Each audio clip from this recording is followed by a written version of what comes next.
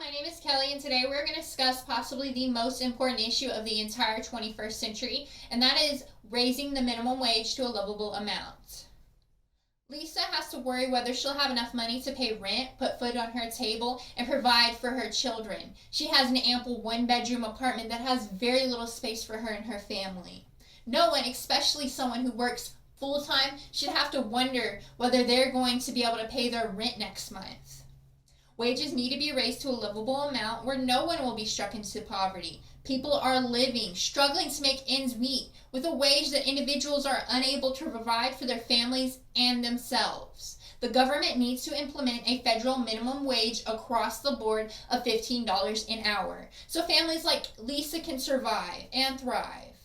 According to MinimumWage.org, the highest minimum wage in the entire United States is $13 an hour, and that is in California, where the cost for a two-bedroom apartment is approximately $1,752. That's $2,000 a month if you're making $13 an hour. How can you possibly live off that? $300 an hour left over? $2,000 a month cannot be considered a livable wage, especially in areas like this where the cost of living is so ridiculously high.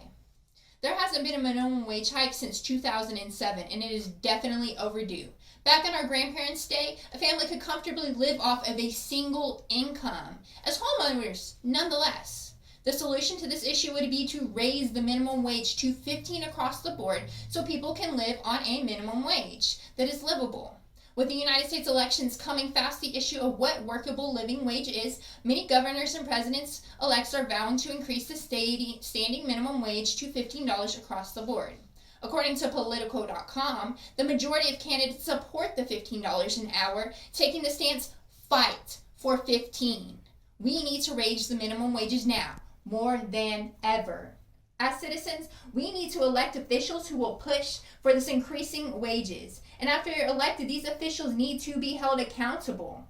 Write letters to your officials. Speak out publicly on this issue. Perhaps you are not one of these people struggling with this issue, but somebody you know, your mother, your brother, your sister, somebody you know is going through this, struggling to make ends meet. Global Citizens is saying that these who have lower income will be the ones who need this additional help. Instilling new minimum wage will allow for all citizens to live without the stress and anxiety of making ends meet. Global Citizens interviewed Dr. Natalie, the executive director for Harvard's Health and Human Rights Center, and she had this to say. Unless government does something explicitly to focus on the poor, we would be silly to think that this wouldn't impact the achieving goal of one, solidarity and global commitment to fight poverty, which I think is already going to require a lot. Linos told Global Citizens. Many conservatives have opposing viewpoints. I believe that extending minimum wage would be effective. Some conservatives feel that extending the minimum wage would only increase the inflation of goods and further imbalance the economy. Although the upset may cause an inflation, this will also be able to sort itself out and bring individuals out of poverty by stimulating the economy. Raising the current minimum wage would be the best thing for the public and the economy, and it's arguably the most important issue of this entire 21st century.